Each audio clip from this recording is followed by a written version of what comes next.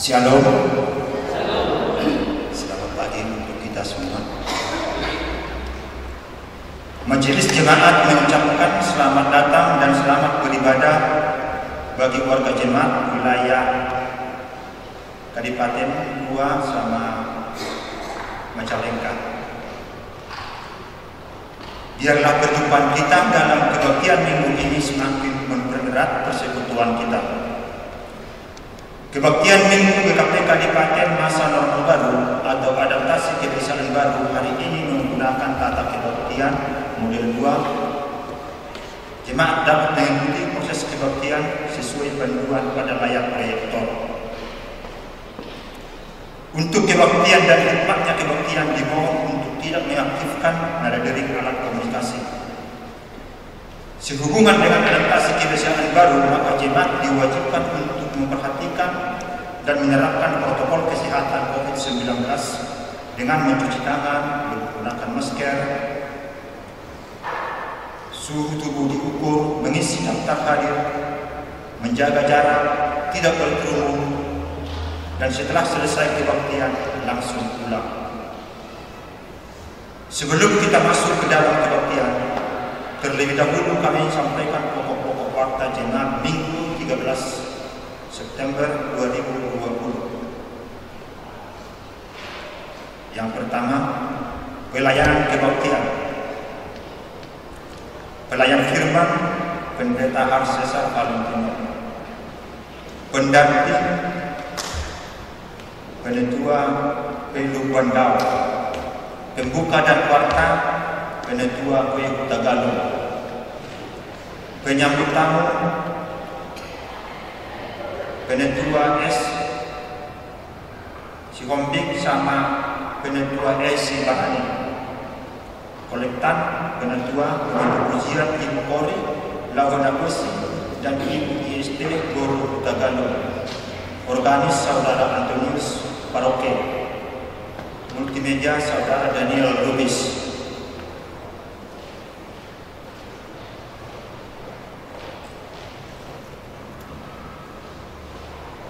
Jadwal kebaktian Minggu. Jadwal kebaktian Minggu Masa Normal Baru atau adaptasi kebiasaan baru tanggal 20 September 2020 sebagai berikut. Yang pertama, sesi yang pertama dilaksanakan pada pukul 8 sampai pukul 19. Pada pukul 8 pagi sampai pukul 9 pagi penghadir kebaktian warga jemaat wilayah Kadipaten Goa atau wilayah BCA Majalengka Gunung Sari. Kebaktian sesi kedua dilaksanakan pada pukul 10 sampai pukul 11. Penghadir kebaktian warga jemaat wilayah Kadipaten 1 dan wilayah Gunung Sari. Jemaat hadir 15 menit sebelum kebaktian dimulai.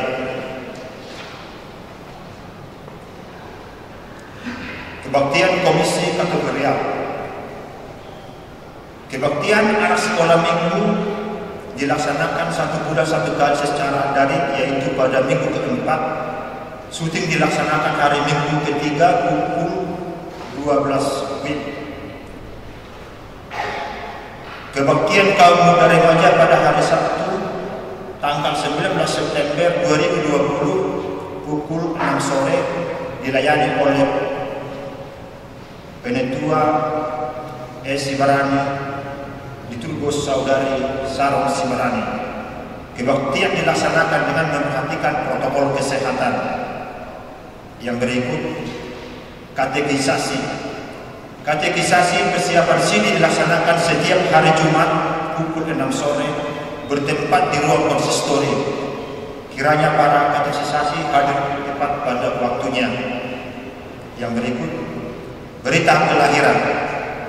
Telah dikaruniai Bapa di surga seorang anak kepada keluarga.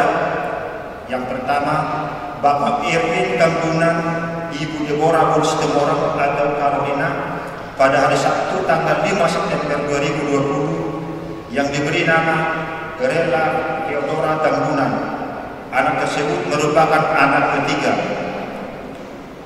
Yang kedua, Bapak B. Madalu Boru Sianipar atau Adriel pada hari Jumat tanggal 5 September 2020 yang diberi nama Andre Samuel Madalu. Anak tersebut merupakan anak kedua. Yang ketiga, keluarga Bapak F. Sigadingin Boru S.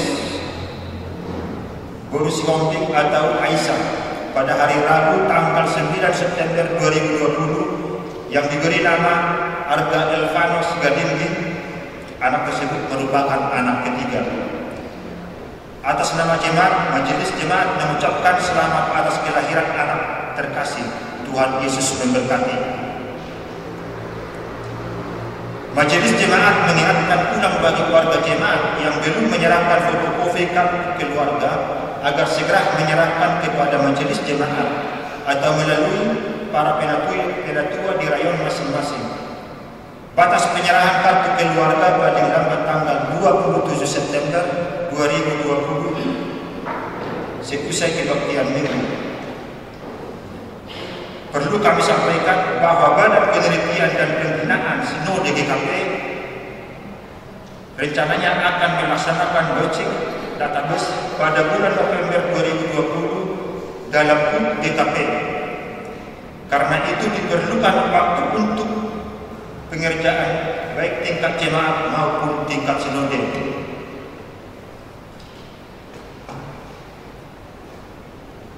Atas permohonannya keluarganya belum bantuan Boru Manurung terhitung 13 September 2020 pindah gereja ke HKBP Center Jakarta Utara.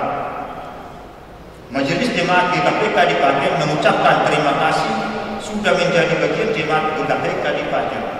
Terima kasih atas kebersamaannya dan selamat menjadi anggota baru di HKBP Center. Tuhan Yesus memberkati keluarga. Persembahan jemaat yang masuk periode 6 September sampai 11 September 2020. Persembahan kebaktian minggu Rp2.996.000. Persembahan untuk pembangunan Rp1.129.000. Persembahan bulanan Rp750.000. Persembahan syukur dan persepuluhan NN Rp1.000.000. Yang kedua NN Rp150.000. Yang ketiga keluarga Bapak DJ Sidite Nopi Paroke Rp1.000.000. Yang keempat keluarga Bapak Erwin Tambunan Boru Sitemorang atau Carolina Rp200.000. Yang kelima saudara Stevi Roma Doni Sianturi Rp1.000.000. Yang berikut Bapak W. Huta Galung Boru Simatukang dalam ulang tahun keempat Rp1.000.000. Yang berikut keluarga Bapak B. Manalu Boru Sianipat atau Adriel Rp1.000.000. Yang berikut Bapak F. Sigadingin Boru Sihombing atau Aisyah Rp500.000. Iuran satu kedukaan Rp120.000. Maka terbilang keseluruhannya Rp10.845.000. Majelis jemaat mengucapkan terima kasih atas persembahan jemaat. Posisi keuangan kas jemaat bulan Agustus 2020. Sampai awal bulan Agustus 2020 Rp18.662.661. Pemasukan bulan Agustus 2020 Rp30.803.000. Pengeluaran bulan Agustus 2020 Rp17.725.852.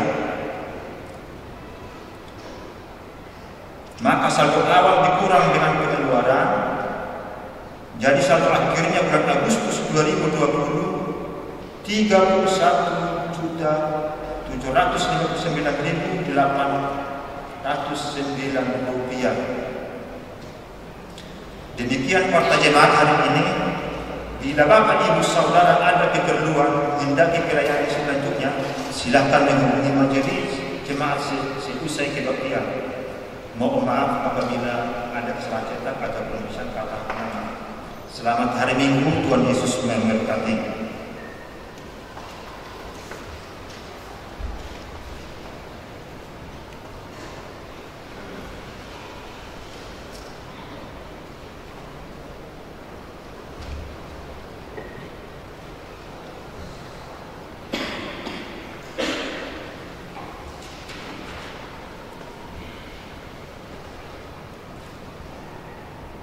Bapak Ibu Saudara Tuhan kasih, sebelum kita masuk ke dalam kebaktian, marilah kita mengambil saat itu secara pribadi.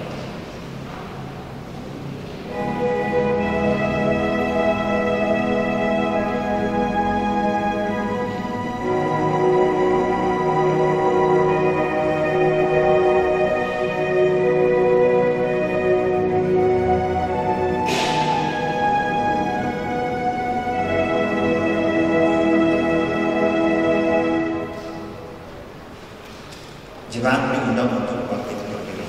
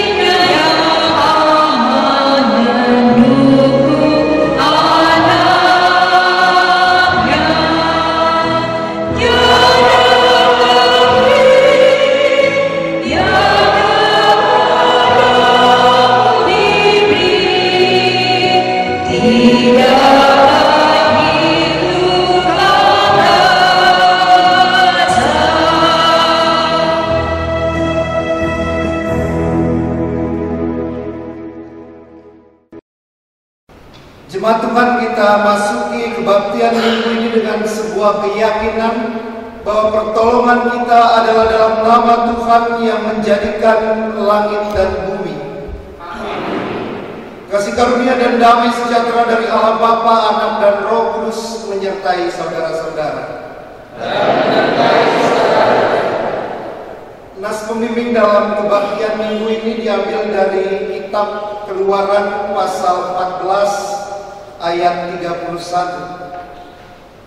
Ketika dilihat oleh orang Israel betapa besarnya perbuatan yang dilakukan Tuhan terhadap orang Mesir, maka takutlah bangsa itu kepada Tuhan, dan mereka percaya kepada Tuhan dan kepada Musa hambanya itu.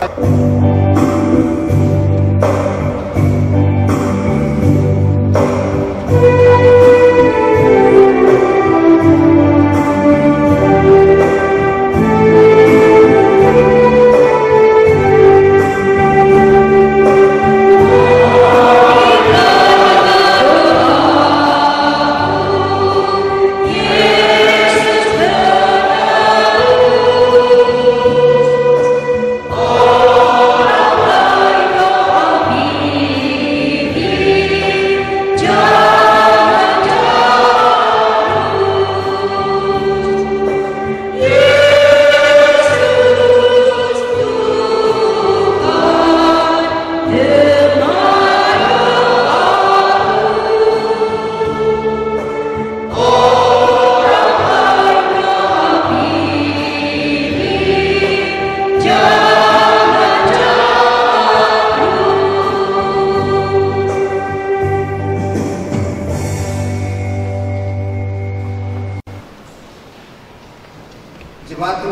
kita menyadari bahwa kita manusia yang tidak sempurna, seringkali kita jatuh ke dalam dosa, hadirat Allah maupun di hadapan sesama kita, melalui perbuatan kita, tindakan kita.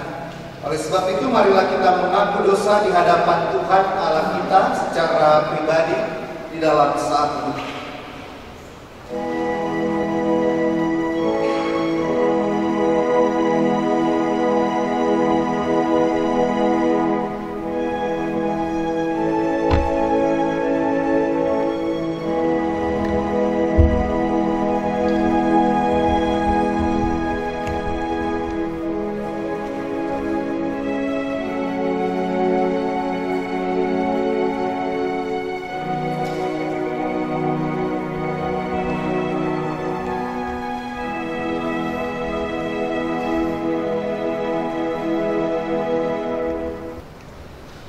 Ya Tuhan yang Maha Kuasa dan Maha Pengasih, kami merendahkan diri di hadapan-Mu dan mengaku bahwa kami adalah orang-orang berdosa, seperti domba yang sesat yang berjalan menurut keinginan kami sendiri.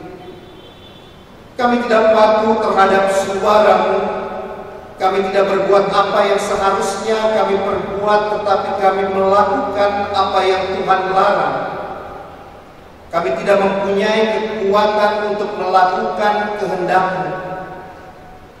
Tetapi kami tahu ya Bapa yang penyayang bahwa Engkau tidak menghendaki kematian orang berdosa, tetapi supaya ia bertobat dan hidup.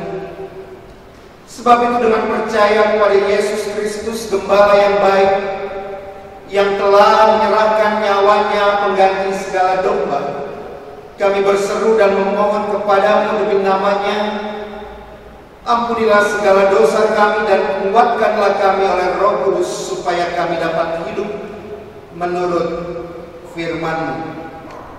Amin.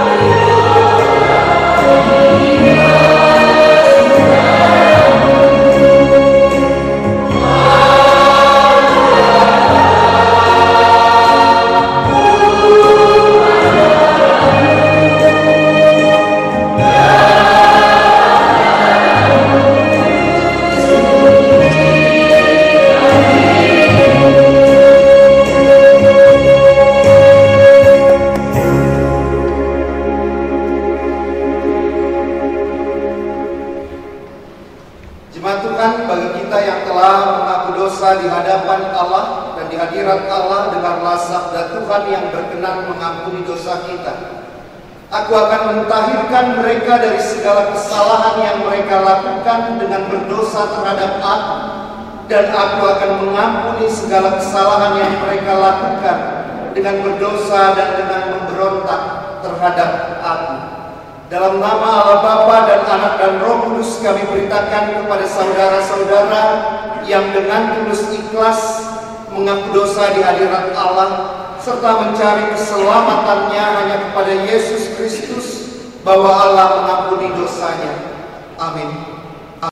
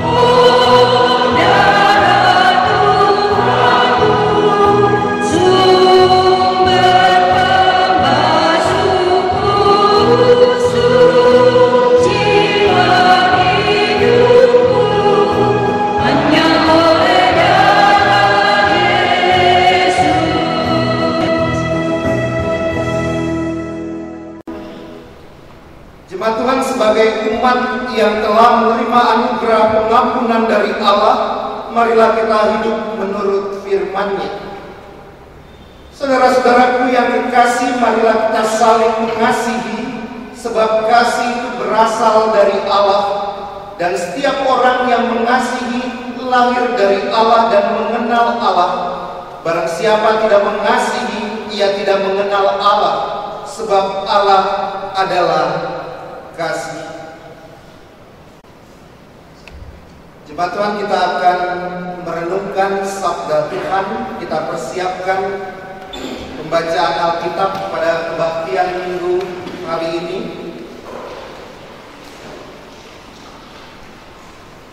Kitab Keluaran pasal 14 ayat 19 hingga ayat 31.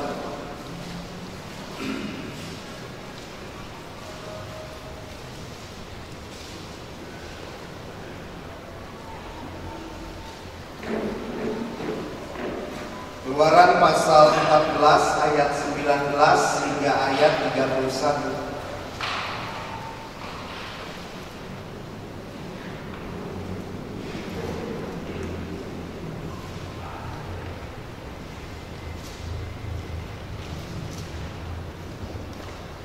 Sebelum kita membaca dan merenungkan sabda Tuhan, mari kita arahkan hati pikiran diri kita kepada Tuhan. Kita memohon pertolongan Roh Kudus agar kita dimampukan memaknai, bahkan melakukan firman Tuhan. Kita berdoa.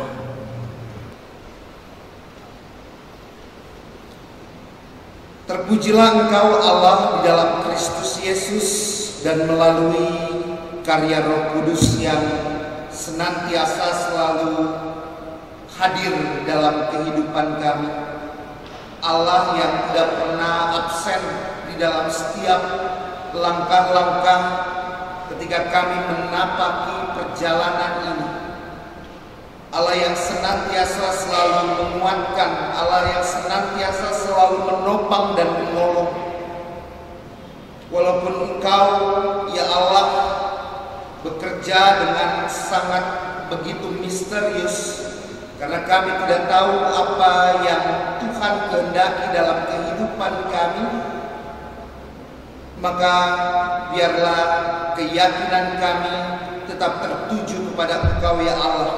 Pengharapan kami tetap kami letakkan pada Engkau, karena kami yakin dan percaya apapun cara Allah yang Allah kehendaki dalam kehidupan kami adalah yang terbaik, membawa kebaikan, bukan justru membawa kami kepada kehancuran. Dan biarlah Tuhan, pemahaman dan refleksi itu boleh kami temukan di dalam sabda Tuhan yang bersama-sama akan kami renungkan. Biarlah Tuhan boleh berkata-kata kepada kami, karena kami sedia mendengarkan firman-Mu, ya Tuhan. Kami merendahkan hati, bahkan kami merendahkan diri kami di hadapan Engkau. Kami siap, Tuhan, bersabdalah, berfirmanlah. Demi Kristus Yesus, Sang Firman yang hidup, Firman yang telah menjadi manusia, kami menyampaikan doa ini. Amin. Kejadian pasal 14 ayat 19 hingga ayat 31. Saya akan membacakannya bagi kita semua, Bapak Ibu Saudara.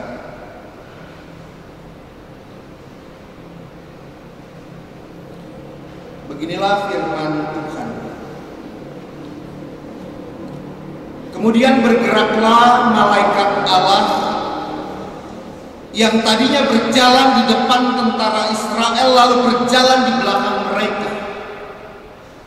Dan tiang awan itu bergerak dari depan mereka, lalu berdiri di belakang mereka. Demikianlah tiang itu berdiri di antara tentara orang Mesir dan tentara orang Israel.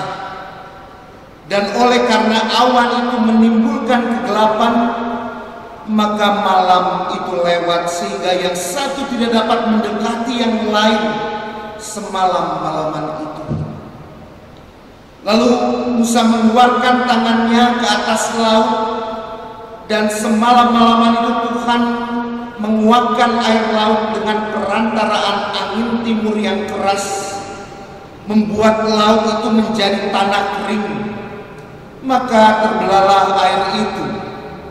Demikianlah orang Israel berjalan dari tengah-tengah laut di tempat kering, sedang di kiri dan di kanan mereka air itu sebagai tembok bagi mereka. Orang Mesir mengejar dan menyusul mereka. Segala kuda Fir'aun, keretanya dan orangnya yang berkuda sampai ke tengah-tengah laut. Dan pada waktu jaga pagi, Tuhan yang di dalam tiang api dan awan itu memandang kepada tentara orang Mesir, lalu dikacaukannya tentara orang Mesir itu. Ia membuat roda keretanya berjalan miring dan maju dengan berat, sehingga orang Mesir berkata, "Marilah kita lari meninggalkan orang Israel, sebab Tuhanlah yang berperang untuk mereka melawan Mesir." Berfirmanlah Tuhan kepada Musa, "Ulurkanlah tanganmu ke atas laut, supaya air berbalik meliputi orang Mesir, meliputi kereta mereka dan orang mereka yang berkuda." Musa mengeluarkan tangannya ke atas laut, maka menjelang pagi berbaliklah air laut ke tempatnya, sedang orang Mesir lari menuju air itu. Demikianlah Tuhan mencampakkan orang Mesir ke tengah-tengah laut. Berbaliklah segala air itu lalu menutupi kereta dan orang berkuda dari seluruh pasukan Fir'aun yang telah menyusul orang Israel itu ke laut. Seorang pun tidak ada yang tinggal dari mereka. Tetapi orang Israel berjalan di tempat kering dari tengah-tengah laut, sedang di kiri dan di kanan mereka air itu sebagai tembok bagi mereka. Demikianlah pada hari itu Tuhan menyelamatkan orang Israel dari tangan orang Mesir. Dan orang Israel melihat orang Mesir mati terhantar di pantai laut. Ketika dilihat oleh orang Israel betapa besarnya perbuatan yang dilakukan Tuhan terhadap orang Mesir, maka takutlah bangsa itu kepada Tuhan, dan mereka percaya kepada Tuhan dan kepada Musa, hambanya itu. Berbahagialah orang yang mendengar firman Tuhan serta memelihara di dalam hidupnya. Haleluya. Haleluya, haleluya, haleluya.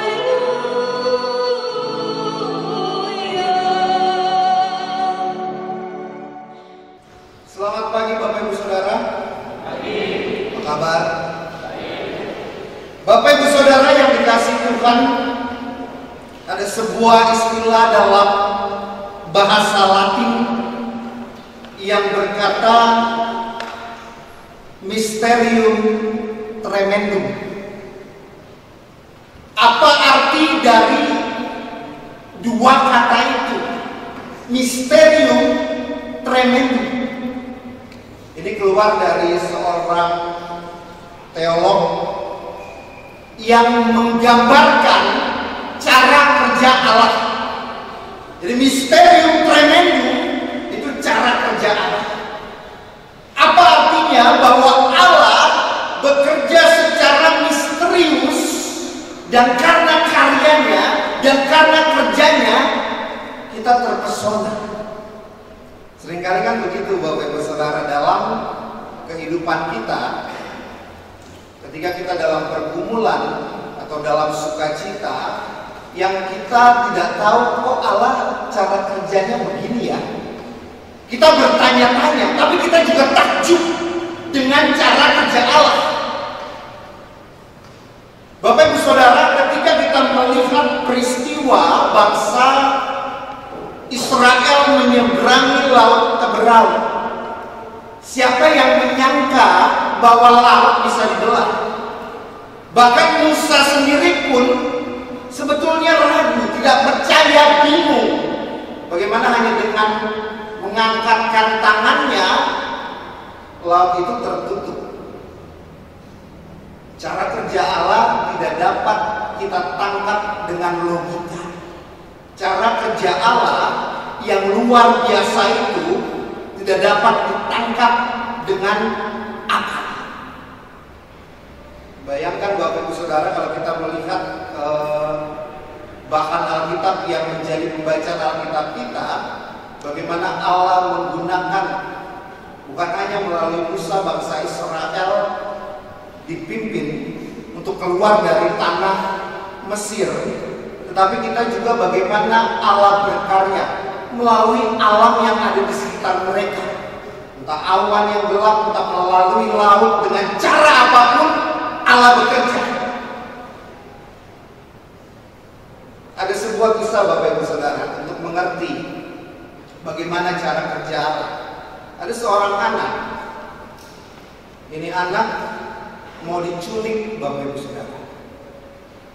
Culik itu ada 2 orang. Anak ini karena takut, karena tidak mau diculik, dia lari ke hutan, lari ke daerah gunung-gunung. 2 orang ini penculiknya juga turut mengejar. Dan sang anak kecil melihat sebuah goa yang cukup besar, lalu sang anak kecil masuk ke dalam goa tersebut untuk bersembunyi. Lalu dalam hati sang anak kecil dia menangis, dia memohon kepada Tuhan, Tuhan tolong aku, Tuhan selamatkan aku, Tuhan jangan sampai aku diculik. Dia berdoa kepada Tuhan seperti itu Bapak Ibu Saudara. Apakah doanya dikabulkan? Apakah doanya dikabulkan? Bapak Ibu Saudara, setelah dia berdoa, muncul gerombolan laba-laba. Laba-laba itu ternyata membuat jaring di mulut goa, membuat jaring menyerupai sebuah pintu. Artinya mulut goa itu tertutup dengan jaring tersebut. Lalu bagaimana nasib 2 penculik? Tetap mencari dan sampai juga akhirnya di goa. Lalu melihat goa tersebut dan berpikir apakah anak ini akan masuk ke dalam goa. Menurut Bapak Ibu gimana? Kira-kira masuk gak? Benar masuk. Tetapi apa yang dipikirkan 2 penculik ini, nggak mungkin anak ini masuk. Karena kalau anak ini masuk pasti jaringnya rusak. Sedangkan mereka melihat jaring yang tertutup dengan sempurna. Sekali lagi, apakah doa anak ini terjawab? Terjawab. Tetapi sang anak bertanya-tanya, ya Tuhan, kenapa Engkau malah mengirimkan laba-laba yang membentuk sebuah jaring menjadi pintu? Tetapi lihat cara Allah. Sang anak sudah mengerti bahwa cara Allah, karya Allah bisa terjadi, bisa berlaku dalam bentuk apapun yang kita tidak pikirkan. Mungkin yang ada di pikiran sang anak adalah Tuhan mengirimkan gempa, Tuhan mengirimkan petir menyambar 2 penculik itu. Mungkin seperti itu. Tetapi justru Allah mengirimkan laba-laba. Sang penculik mengatakan tidak mungkin nih anak masuk ke dalam goa ini. Kalau dia masuk pasti jaringnya rusak. Bapak Ibu Saudara, kalau 2 penculik itu kan, itu cara Allah yang sering kali kita tidak pahami. Maka benar kalau berkata bahwa Allah adalah sang misteri, itu benar-betul, betul benar Bapak Ibu Saudara. Allah bekerja di dalam kehidupan pribadi maupun keluarga kita dengan cara yang tidak bisa ketebak. Sekali lagi saya sering kali mengatakan, kalau Allah ketebak, itu bukan Allah lagi namanya. Kalau cara Allah bisa kita hitung-hitung secara tepat, itu bukan karya Allah lagi. Kenapa? Karena Allah bisa kita takar dengan pikiran kita. Sedangkan Allah begitu misterius, tetapi begitu sangat amat maha baik. Artinya apa? Apapun caranya Allah, bagaimanapun kerjanya Allah, yakinlah bahwa apa yang Allah lakukan dalam kehidupan kita itu membawa kita kepada kebaikan. Walaupun Musa bangsa Israel bertanya-tanya, kok seperti ini, caranya membingungkan. Kalau baca sebelumnya Bapak Ibu Saudara, bangsa ini bersungut-sungut kepada Musa. Musa, yang benar aja dong. Ini laut ini mau jadi kuburan kami, mendingan balikin kami aja ke Mesir. Bangsa Israel itu Bapak Ibu Saudara. Mereka bertanya-tanya, mereka bingung. Kok cara pertolongannya seperti ini ya? Dan pada akhirnya kita tahu bagaimana endingnya Bapak Ibu Saudara. Itu pertama, yang menjadi spirit kita dalam kehidupan ini, yakin bahwa cara Tuhan yang terbaik dan menghantarkan kita kepada kebaikan, bukan kepada kehancuran. Lalu apa yang dapat kita refleksikan dari pembacaan Alkitab kita Bapak Ibu Saudara? Seringkali kalau kita membaca firman Tuhan kali ini, kita takjub dengan cara Allah. Seperti istilah yang di awal, cara Allah yang begitu luar biasa, cara Allah yang di luar nalar kita, itu membuat kita terpesona, kita takjub, oh Tuhan luar biasa. Tetapi Bapak Ibu Saudara, pertanyaannya, apakah Allah yang maha luar biasa selalu bekerja dengan luar biasa? Pertanyaan yang mendasar, apakah Allah yang maha luar biasa itu bekerja dengan cara yang luar biasa yang membuat kita takjub? Bapak Ibu Saudara, ingat peristiwa perkawinan di Kana. Untuk mukjizat yang pertama kali Yesus lakukan apa? Ada yang tahu? Air jadi anggur. Pada saat itu para murid, bahkan ibu Yesus juga takjub dengan apa yang dilakukan Yesus. Bahkan kita pun mungkin takjub, kok air bisa menjadi anggur. Bagaimana kita melihat peristiwa itu bahkan dalam kehidupan kita? Apakah Allah bekerja selalu dengan cara yang luar biasa? Bapak Ibu Saudara, ada sebuah pendapat dari seorang bapak gereja awal, Agustinus namanya. Saya akan membacakan refleksi teologisnya. Bapak Ibu Saudara, silakan mendengar. Begini, kita tidak pernah peduli pada air yang mengalir ke kebun anggur dan secara perlahan mengubahnya menjadi anggur. Apa yang membuat kita terpesona adalah ketika Yesus mengubah air menjadi anggur dalam gerak cepat. Lengkap gak Bapak Ustaz? Saya bacakan lagi ya.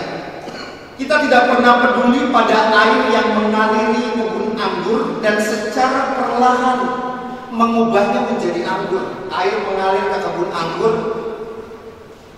pohon anggurnya disirami, dialiri air, lalu tumbuhlah anggur.